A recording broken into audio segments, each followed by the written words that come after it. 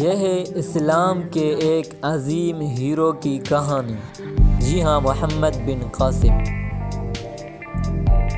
ہندوستان کے مغربی ساحل کے اہم بندرگاہوں اور جزیرہ سرندیپ موجودہ سری لنکا یا سیلون کے ساتھ ایک مدت سے عربوں کے تجارتی تعلقات چلے آ رہے تھے۔ زمانہ جاہلیت میں چند عرب تاجر سرندیپ میں آباد ہو گئے تھے، اور جب عرب میں ایک نئے دین کا چرچا ہونے لگا تو یہ دین ان عربوں کو اپنے آباء و اجداد کے مذہب کو ترک کرنے پر آمادہ نہ کر سکا۔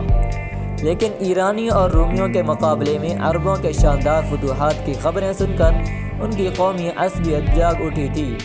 ایران عرب کے مقابلے میں ایک متمدن ملک سمجھا جاتا تھا، اس لیے ہندوستان کے بازاروں میں عرب کے مقابلے میں ایران کی مصنوعات کی زیادہ قدر تھی۔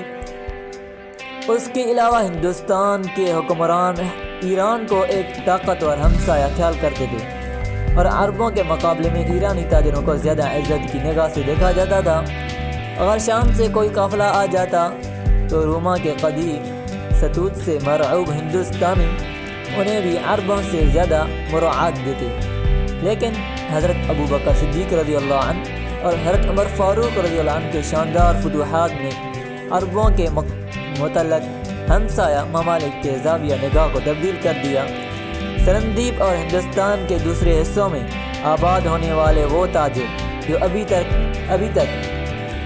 عرب کے اندرونی انقلاب سے متاثر نہیں ہوئے تھے، کفر کے مقابلے میں اسلام کی فتوحات کو ایرانیوں اور رومیوں کے مقابلے میں عرب کی فتوحات سمجھ کر پھولے نہیں سماتے تھے۔ عربوں نے نئے دین سے ان کی نفرت اور محبت میں تبدیل ہو رہی تھی۔ اس زمانے میں جن لوگوں کو عرب جانے کا اتفاق ہوا وہ اسلام کی نعمتوں سے مالا مال ہو کر واپس آئے۔ عبد الشمس عرب تاجروں کا سرکردہ تھا۔ اس کا خاندان ایک مدت سے سرندیپ میں آباد تھا اور اس جزیرے میں پیدا ہوا، اور اس جگہ آباد ہونے والے ایک عرب خاندان کی لڑکی سے شادی کی۔ جوانی سے بڑھاپے تک اس کے بحری سفر میں سرندیپ سے کاٹھیاوار تک محدود رہے۔ اسے یہ بھی معلوم نہیں تھا کہ عرب میں اس کی خاندان کے دوسرے افراد کون ہیں اور کس جگہ رہتے ہیں۔ دوسرے عربوں کی طرح وہ بھی مادر وطن کے ساتھ اس وقت تک دلچسپی لینے لگا جب یرموک اور قادسیہ میں مسلمان کے شاندار فتوحات کی خبریں دنیا کے ہر گوشے میں پہنچ چکی تھی۔ موجودہ راجا کے باپ کو انہی خبروں نے عرب کے ایک بے نام تاجر کے طرف دوستی کا ہاتھ بڑھانے پر آمادہ کیا تھا۔ اس نے عبد الشمس اور اس کے ساتھیوں کے دربار میں بلایا اور بیش قیمت تحائف دے کر رخصت کیا۔ سن 45 ہجری میں اپنے باپ کی وفات کے بعد نئے راجا نے تخت نشین ہوتے ہی عبد الشمس کو اپنے پاس بلایا اور کہا، مدت سے ہمارے ملک میں تمہارے ملک کا کوئی تاجر نہیں آیا۔ میں عرب کے تازہ حالات معلوم کرنا چاہتا ہوں۔ مجھے تمہارے نئے دین کے ساتھ دلچسپی ہے۔ اگر تم وہاں جانا پسند کرو تو میں تمہارے لیے ہر سہولت مہیا کرنے کے لیے تیار ہوں۔ عبد الشمس نے کہا، آپ کے منہ سے میری دل کی بات دبی ہوئی آواز نکلی ہے، میں جانے کے لیے تیار ہوں۔ 5 عرب تاجروں کے سوا باقی سب عبد الشمس کا ساتھ دینے کے لیے تیار ہو گئے۔ 10 دن بعد بندرگاہ پر ایک جہاز کھڑا تھا اور عرب اپنے بال بچوں سے رخصت ہو رہے تھے۔ عبد الشمس کی بیوی فوت ہو چکی تھی۔ اس نے سینے پر پتھر رکھ کر اپنی اکلوتی بیٹی کو الوداع کہا۔ اس لڑکی کا نام سلمیٰ تھا۔ شہر میں کوئی شخص ایسا نہ تھا جو اسے نسوانی حسن کا بلند ترین معیار تصور نہ کرتا۔ شہ سوار اسے سرکش گھوڑوں کا دوڑاتے اور بہترین تیراک اسے خوفناک آبشاروں میں کودتے اور سمندر میں مچھلی کی طرح تیرتے دیکھ کر دم خود رہ جاتے۔ عبد الشمس کی روانگی کی 20 دن بعد کاٹھیاوار کے تاجروں کا ایک جہاز بندرگاہ پر رکا، اور عبد الشمس اور اس کے 2 ساتھیوں نے اتر کر یہ خبر سنائی کہ ان کا جہاز اور دوسرے ساتھی سمندر کی لہروں کا شکار ہو چکے ہیں، اور اگر کاٹھیاوار کے تاجروں کو جہاز وقت پر نہ پہنچا تو وہ بھی چند ساعت اور پانی میں ہاتھ پاؤں مارنے کے بعد ڈوب جاتے۔ راجا نے اس حادثے کی خبر نہایت افسوس کے ساتھ سنی۔ سندھی تاجروں کے سردار کا نام دلیپ سنگھ تھا۔ راجا نے اسے دربار میں بلایا اور 3 اربوں کی جان بچانے کے عوض اسے 3 ہاتھی انعام دی۔ راجا کو مہربان دیکھ کر دلیپ سنگھ اور اس کے ساتھیوں نے وہاں آباد ہونے کا خیال ظاہر کیا۔ راجا نے خوشی کے ساتھ ان کی یہ درخواست منظور کی اور شاہی خزانے سے ان کے لیے مکانات تعمیر کروائے دیے۔ چند سال کی وفادارانہ خدمات کے بعد دلیپ سنگھ کو راجا کے بحری بیڑے کا افسر اعلیٰ بنا دیا گیا۔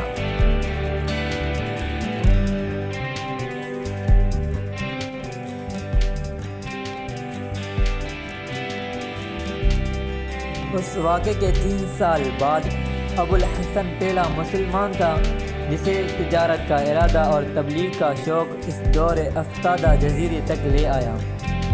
کئی ہفتوں کے سفر کے بعد ایک صبح ابو الحسن اور اس کے ساتھ جہاز پر کھڑے سرندیپ کے سرسبز ساحل کی طرف دیکھ رہے تھے۔ بندرگاہ کے قریب مرد، عورتیں اور بچے کشتیوں پر سوار ہو کر اور چند تیرتے ہوئے لوگ جہاز کے استقبال کے لیے نکلے۔ ایک کشتی پر ابو الحسن کو جزیرے کے سیاہ فام اور نیم عریاں عورتوں کے درمیان ایک اجنبی صورت دکھائی دی۔ اس کا رنگ سرخ اور سفید اور شکل جزیرے کے باشندوں سے مختلف تھی۔ دوسری کشتیوں سے پہلے جہاز کے قریب پہنچنے کے لیے وہ اپنی کشتی پر کھڑے 2 تنوع مند ملاحوں کو جو کشتی کے چپو چلا رہے تھے ڈانٹ ڈپٹ کر رہی تھی۔ یہ کشتی تمام کشتیوں کو پیچھے چھوڑتے ہوئے جہاز کے قریب آ لگی۔ لڑکی نے ابو الحسن کی طرف دیکھا اور اس نے بے باک نگاہوں کا جواب دینے کے بجائے منہ دوسری طرف پھیر لیا۔ ابو الحسن کے ساتھیوں کو بھی عورتوں کا نیم عریاں لباس پسند نہ آیا۔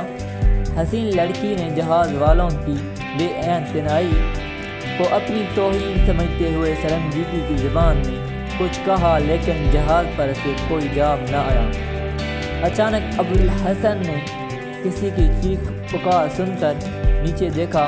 کشتی سے 8-10 گز کے فاصلے پر وہی خوبصورت لڑکی پانی میں غوطے کھا رہی تھی اور کشتی والے اس کی چیخ پکار کے باوجود سخت بے اعتنائی سے اس کی طرف دیکھ رہے تھے۔ ابو الحسن نے پہلی رسی کی سیڑھی پھینکی، لیکن جب اس بات کا یقین ہو گیا کہ لڑکی کے ہاتھ پاؤں جواب دے رہے ہیں اور وہ سیڑھی تک نہیں پہنچ سکتی تو وہ کپڑوں سمیت سمندر میں کود پڑا، لیکن لڑکی اچانک پانی میں غائب ہو گئی اور وہ پریشان ہو کر ادھر ادھر دیکھنے لگا۔ اتنی دیر میں بہت سی کشتیاں جہاز کے گرد جمع ہو چکی تھیں اور جزیرے کے باشندے کہکے لگا رہے تھے۔ ابو الحسن نے 3 مرتبہ غوطہ لگانے کے بعد دل برداشتہ ہو کر سیڑھی کی رسی پکڑ لی اور وہ جہاز پر چڑھنے کا ارادہ کر رہا تھا کہ اوپر سے اس کی ساتھی چلانے لگے، وہ ادھر ہے جہاں جہاز کی دوسری طرف وہ ڈوب رہی ہے، شاید کسی مچھلی نے پکڑ رکھا ہے۔ مقامی مردوں اور عورتوں نے پھر کہکے لگایا۔ ابو الحسن لڑکی کے جہاز کے دوسری طرف پہنچنے کی وجہ نہ سمجھ سکا۔ تشویش اور حیرانی کے ملے جذبات کے ساتھ اس نے جلد ہی پھر غوطہ لگایا اور جہاز کے نیچے سے گزرتا ہوا دوسری طرف پہنچ گیا۔ وہاں کوئی نہ تھا، اوپر سے اس کا وہی ساتھی شور مچا رہا تھا۔ وہ ڈوب گئی، اسے مچھلی نگل گئی۔